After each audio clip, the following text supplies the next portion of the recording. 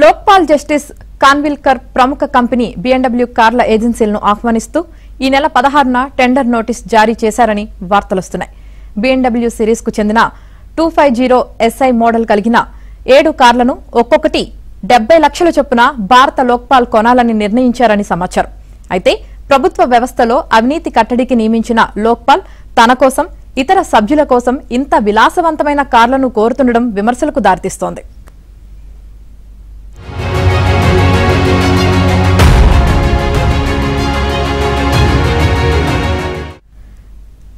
BMW ఒక్కో car ధర 70 లక్షల రూపాయలు.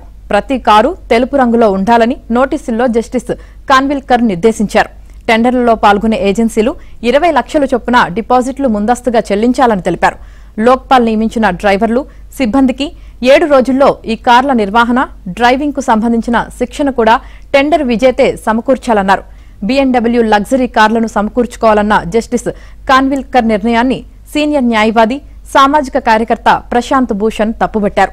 కేంద్రంలోని మోదీ ప్రభుత్వం లోక్పాల్ వ్యవస్థను దిగజార్చిందని ఆయన మండిపడ్డారు.